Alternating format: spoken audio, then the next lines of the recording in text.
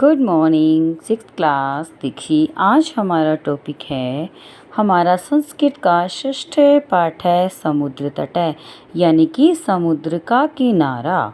ठीक है, छठा पाठ है और इसके अंदर तृतीय और चतुर्थी विभक्ति का प्रयोग किया गया है। ठीक है, समुद्र का किनारा हमारा छठा पाठ। देखिए आपको ये समुद्र का किनारा नज़र आ रहा है, ये समुद्र का किनारे का जो है दृश्य है।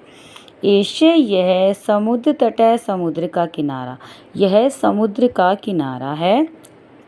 अत्र यहाँ जनाः लोग पर्यटनाय घूमने के लिए आगच्छन्ति आते हैं, यहाँ लोग घूमने के लिए आते हैं। केचन कुछ तरंगई लहरों के साथ क्रीडन्ति खेलते हैं, कुछ लहरों से खेलते हैं। केचन कुछ च और नौका भी नौकाओं के द्वारा जल विहार कुर्वन्ति करते हैं, कुछ नौकाओं के द्वारा जल विहार करते हैं। देखो ये नौकाएं चल रही हैं ना दूर दूर। हाँ जी, तो कुछ लोग घूमने आते हैं, कुछ लहरों से खेलते हैं और कुछ नौकाओं के साथ जल विहार करते हैं। तेषु उनमें केचन कुछ कंदुकेन गेंद से क्रीडन्ति खेलते हैं, उनमें कुछ गेंद से खेलते हैं। बालिका लड़कियां, बालका बालक, च बालिका और बालिकाएं भी कर सकते हो, च और बालुका भी रेत से बालुका गृहम रेत के घर रचयन्ति बनाते हैं, बालिकाएं और बालक रेत से रेत के घर बनाते हैं। मध्य मध्य बीच बीच में तरंगा लहरों के साथ बालुका गृहम रेत के घर प्रवायंती बह जाते हैं, बीच बीच में लहरों से जो है जो लहरें आती हैं ना जब, तो रेत के घर बहा देती हैं, बह जाते हैं। ऐसा यह क्रीड़ा खेल प्रचलति एवं चलता ही रहता है, ये खेल चलता ही रहता है। समुद्र तटा समुद्र के किनारे ना नहीं केवल पर्यटन स्थानानि घूमने के स्थान, समुद्र के किनारे ना केवल घूमने के स्थान हैं। अत्र यहाँ मत्स्य जीविने, जो मछलियों का जीवन, कौन होते हैं मत्स्य जीविने? मछुआरे। अपि भी सब जीविकाम अपनी आजीविका चलयंती चलाते हैं, यहाँ मछुआरे भी अपनी आजीविका चलाते हैं, मतलब उनका रोजगार है। मछुआरे यहाँ से मछलियाँ लेते हैं, बाजार में बेचते हैं, इस तरह से उनके घर में जो है उनकी आजीविका चलती है, उनका जो है भोजन का प्रबंध हो जाता है। अस्माकम हमारे देश में बहवे बहुत से समुद्र तटा समुद्र के किनारे संति हैं, हमारे देश में बहुत से समुद्र के तट हैं यानी किनारे हैं। एतेषु उनमें मुंबई गोवा कोच्चि, ये नेम है, मुंबई गोवा कोच्चि कन्याकुमारी विशाखापट्टनम पुरी के तट अत्यधिक प्रसिद्ध संति हैं। इनमें मुंबई गोवा कोच्चि कन्याकुमारी विशाखापट्टनम और पुरी के तट बहुत प्रसिद्ध हैं। गोवा तट है, गोवा का किनारा विदेशी पर्यटकों के लिए अधिक बहुत अधिक रोचते अच्छा लगता है। गोवा का जो तट है, गोवा का किनारा जो है तट, विदेशी पर्यटकों को जो है बहुत अधिक अच्छा लगता है, जो विदेशी आते हैं ना घूमने, उन्हें गोवा का तट बहुत अधिक अच्छा लगता है। विशाखापट्टनम तट है किनारा विदेशी व्यापार है, जो विदेशों के व्यापार के लिए प्रसिद्ध है। विशाखापट्टनम का तट विदेशी व्यापार के लिए प्रसिद्ध है। कोच्चि तट है, कोच्चि का तट नारियल के फलों के लिए ज्ञायते जाना जाता है। कोच्चि का जो किनारा है, तट है, वो नारियल के फलों के लिए जाना जाता है।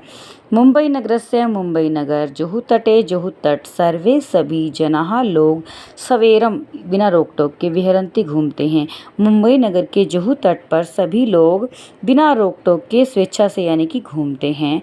चेन्नई नगरस्य चेन्नई नगर का मेरीना तट है, मेरीना तट देशस्य देश का सागर तटेषु सागर के तटों में दीर्घतम दीर्घ है यानी बहुत बड़ा है। चेन्नई नगर का मेरीना तट देश के सागर तटों में बहुत बड़ा है।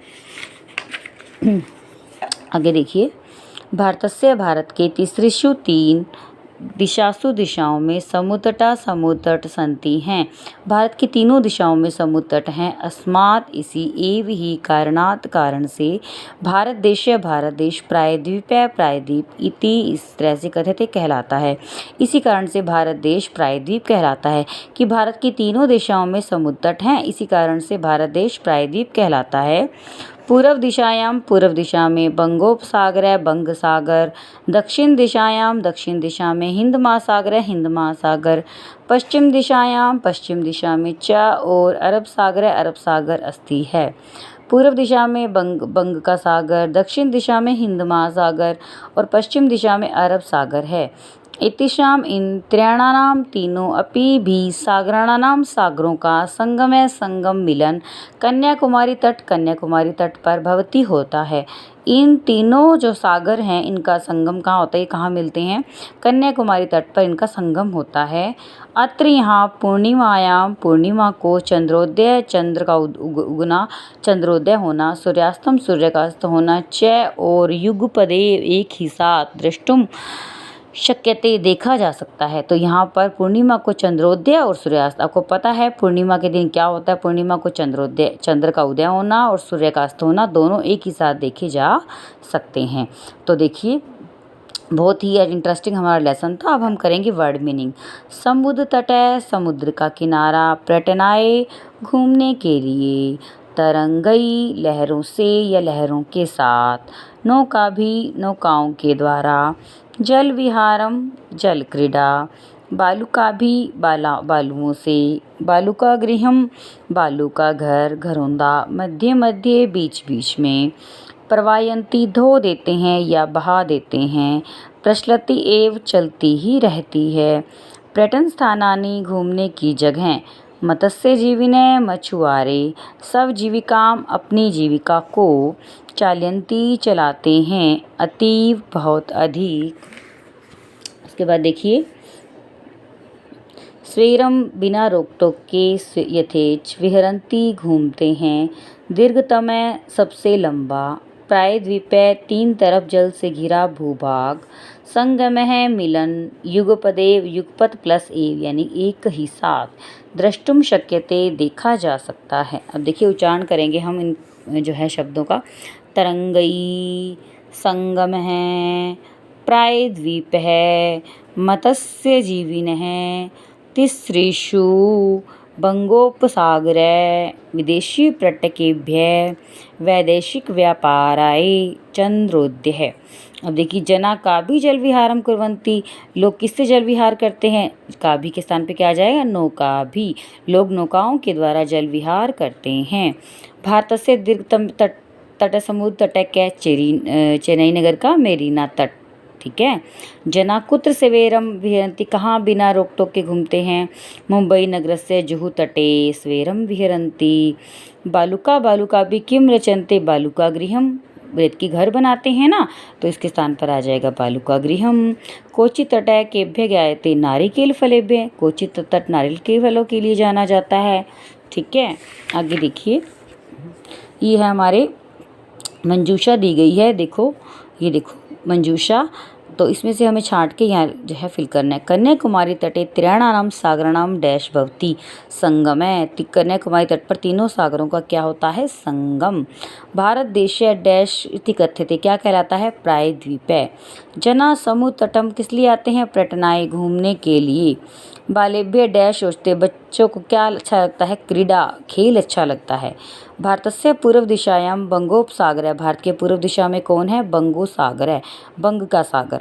अब ये मैच करना है, देखिए समुद्र तट पर्यटनाए घूमने के लिए आते हैं, क्रीडनकम खेलनाए, दुग्धम दूध से क्या होता है, पोषण पोषणाए, दीपक से क्या होता है, दीपक है प्रकाश आए, विद्या से क्या होता है, ज्ञान आए ज्ञान बनता है। अब देखिए हमें तृतीय विभक्ति का प्रयोग करके इसे कंप्लीट करना है।